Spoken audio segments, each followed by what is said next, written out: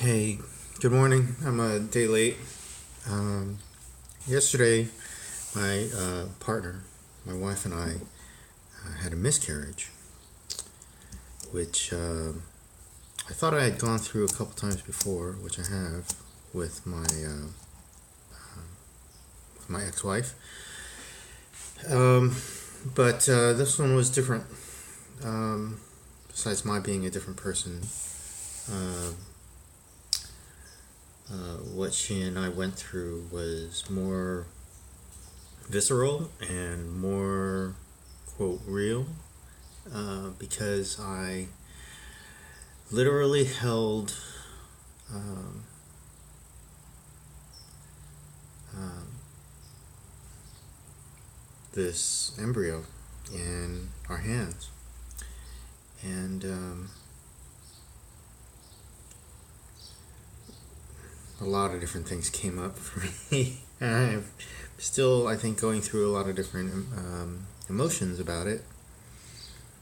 Um, Sadness, grief, uh, grieving. I was grieving. I was remembering other instances of loss, which, oddly enough, yesterday was the anniversary of my brother's death from cancer. Um, and I'll just try and keep this short, but what what came to me is, a lot of times we talk about whether or not to avoid our feelings.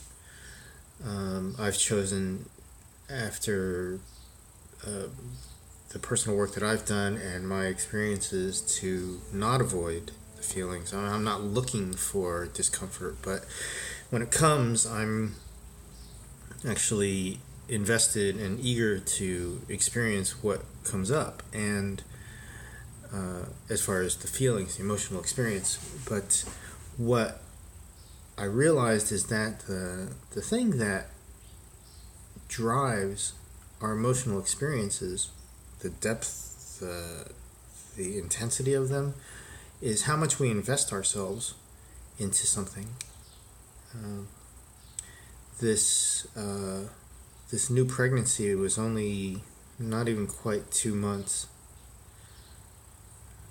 and some of it I had, in my mind, it was still ahead of me, or I didn't experience it as fully in my body as my partner did.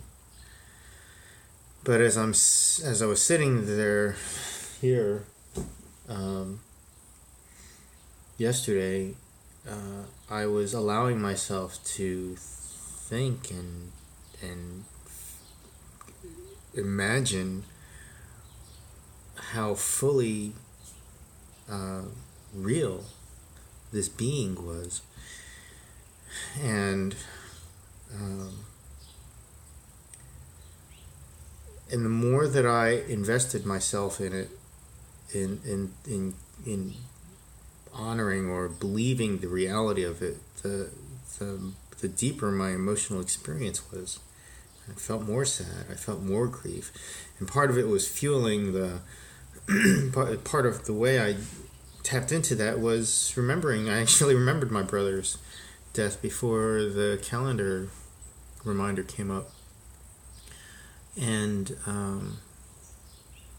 I could tell you all about that as well. But I mean, it was deep and powerful and sad, and I felt the loss because I wanted this more. I believed it more. So, sometimes when people are having extreme reactions that maybe we can't comprehend, can't quite relate to at the time, perhaps the lesson here is that we can simply believe that they were that invested in whatever it was that they're uh, reacting to, and even if it doesn't make sense to us, even if it's not something that we would have had a similar experience with, we can believe when they say that they are destroyed, they are ecstatic, they are confused, they are whatever.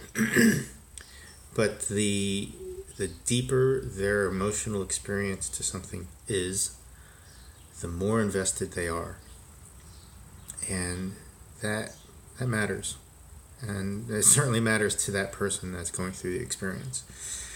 So just something to keep in mind. And the flip side is, we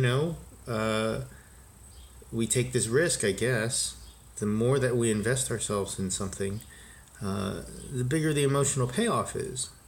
Maybe you can equate that to dollars, or if you're striving after some capital achievement. But the satisfaction, the fulfillment, and the potential loss is greater when we're putting ourselves into it and devoting ourselves and desiring it more. This is our choice. How do we invest ourselves in our life? There you go. I'm a day late. I'll probably come up with something again later. Thanks.